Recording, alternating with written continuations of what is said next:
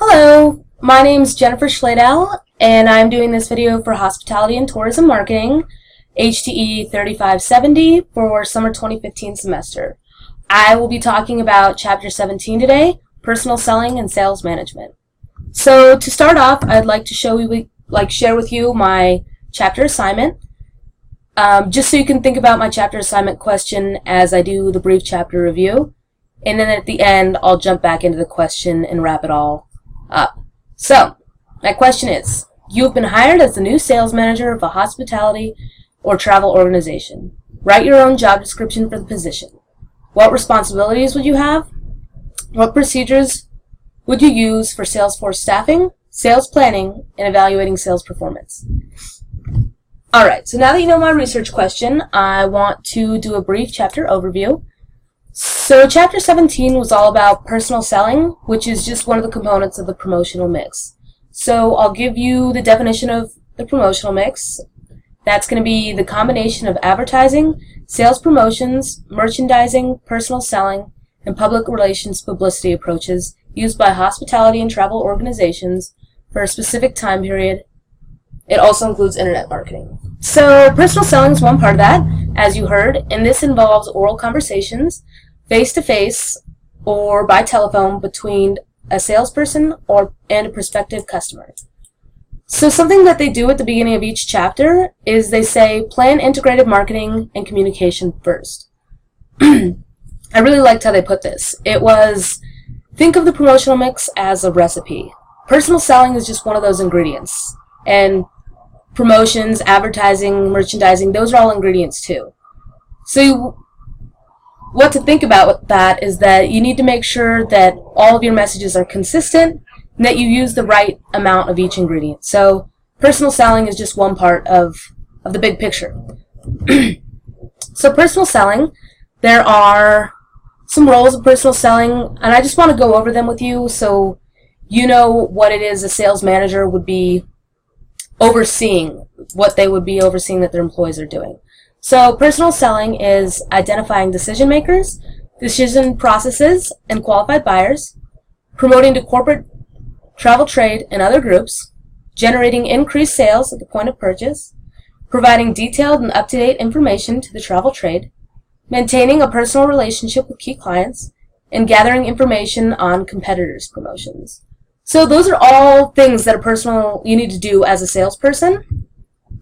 So it's kind of a big job. There are categories of personal selling. We've got field sales, external selling. So how I would think of this is if you were a salesperson at a hotel, you were in charge of group sales. Maybe if you went to a travel trade show and tried to sell some of the space that your hotel had. Telephone sales, this is over the phone. I think it's pretty obvious. And a lot of group sales for hotels are done over the phone. We also have inside sales. These are sales made within the walls of the company. So let's say a young couple comes to your hotel and they want to use the venue space to get married there. And you as a salesperson take them around, show them the grounds, show them the packages. That would be inside sales because you are within the walls of your company and you are selling what they have to offer. There are 6 steps in the sales process, and I stole this diagram from the book, as you probably recognize it. So the sales process is prospecting and qualifying prospective customers, pre-planning prior to sales calls. So this means you get all your information together about what you want to bring to the table, what packages you want to show your clients. So you just need to plan for the actual call. Presenting and demonstrating services. This would be that one-on-one time with the client. Handling objectives and questions. This is going to be when the client's not sure if they want to buy or if they're unsure about what kind of services that you're offering. This is where that would be met. Closing the sale and following up after closing the sale to make sure that the customer is satisfied with what they received and that they got the value for the money they spent. So sales management. This is the meat of my chapter assignment question. And sales management is the management of the sales force and personal selling efforts to achieve desired sales objectives.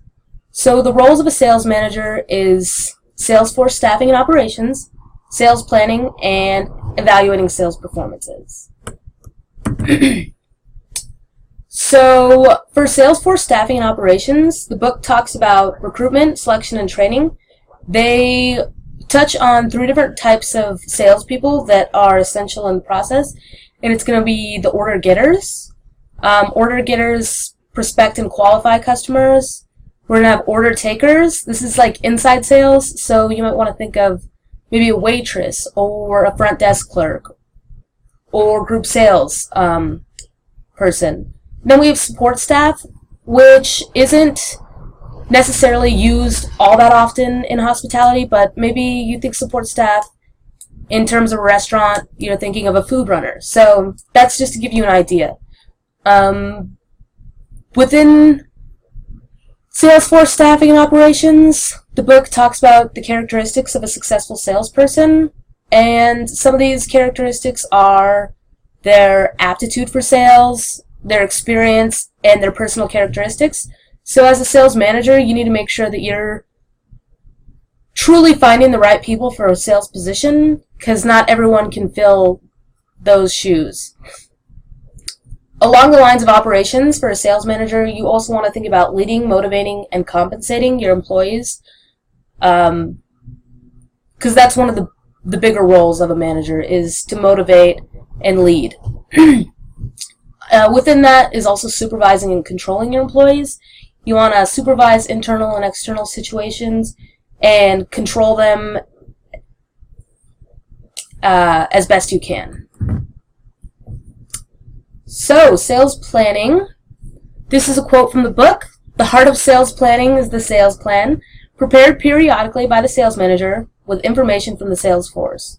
So the contents of the sales plan are threefold. You're going to prepare the forecast, develop sales and department budgets, and there's a lot of departments to think about, administration, advertising, sales promotion, and then the seller's budget as well. So that's all under the development of the sales and budget. And then you will assign sales territories and quotas. So your best salespeople should go to your best sales areas to make sure that you're being as effective as possible as you can with your people, your products, and your clients. In evaluating sales performance, this is pretty straightforward. Taken from the book, it's a periodic analysis of the sales department's policies, objectives, activities, staff, and performance.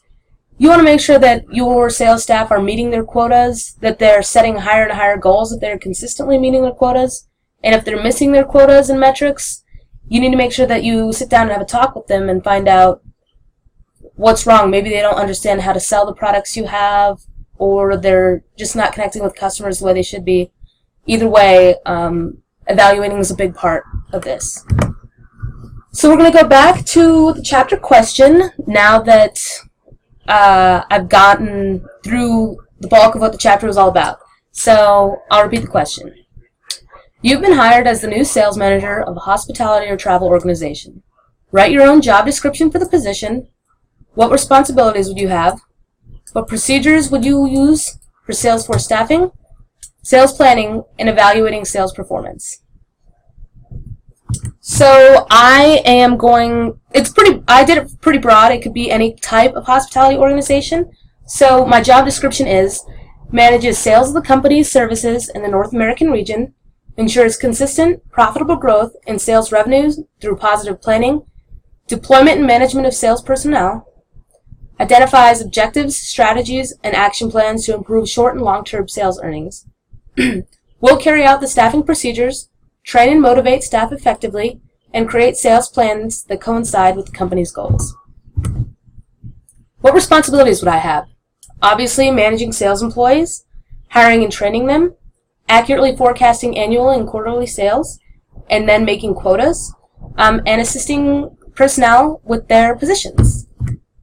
So for Salesforce staffing and operations, I have this YouTube video. It's kind of fun. It's from The Wolf of Wall Street, and I just thought it would be kind of... See those little black boxes?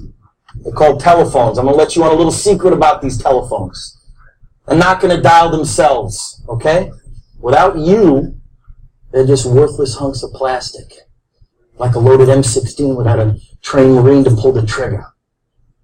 And in the case of the telephone, it's up to each and every one of you, my highly trained Stratonites, my killers who will not take no for an answer, my fucking warriors, who will not hang up the phone until their client either buys or fucking dies! So, I just thought that was kind of fun. I know that sales can be sort of aggressive, so that's what... I can't get my thing to get down. Sorry about that. Yeah, but so that's a part of staffing and motivating. So for my chapter assignment, it's all about hiring the right people for the right jobs. I want to make sure that I've trained them effectively, because training ensures that people are in the right positions, that they feel comfortable in those positions, and it helps reduce turnover. I want to make sure that I'm leading, maybe like Leo there, and motivating through compensation, which I think that motivating through compensation is one of the most effective ways that you can get employees up off their butts, so to speak. And then controlling internal situations and supervising employees through all of their functions and duties. Next, I have sales planning, and I've got another. This is actually a resource. The other one was not. So let's see. Here we go.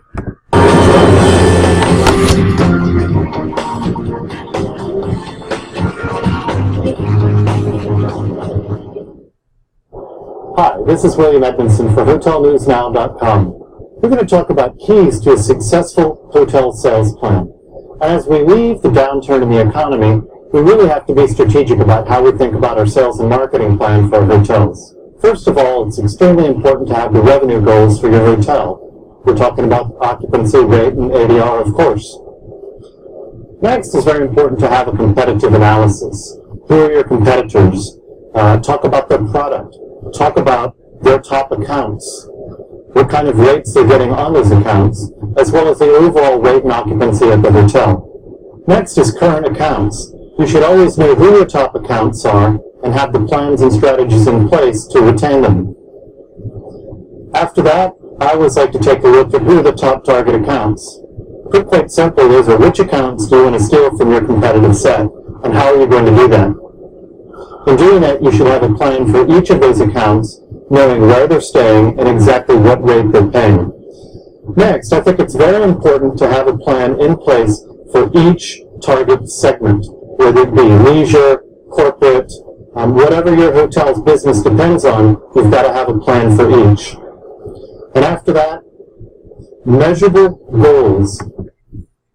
So I thought this guy's video was really good. It was his sales plan for a hotel chain, and it just shows the difference between what actual managers are doing and what the books tells us to do.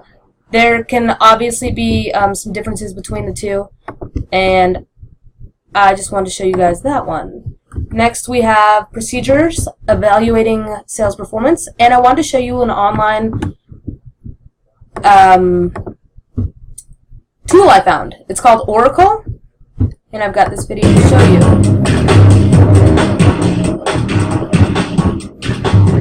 I'm a sales manager, and I use Oracle Sales Cloud to monitor my team's performance against their quarterly and annual quotas. I have a status meeting scheduled with my sales VP later today, so I prepare for it by viewing my team's performance metrics. It looks like my team is only at 20% of target quota for this quarter, and we should be at 75%. I can also look at team performance by year using the time frame. So as you can see, Oracle is a tool that real business owners can use to monitor their sales performances, see if their team's meeting quotas, and help plan for meetings.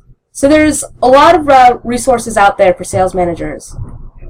That's it. Just to wrap it up, these first two references here are websites I use to help me prepare for this. The third one here is the book, and the last three are the YouTube videos. Thanks!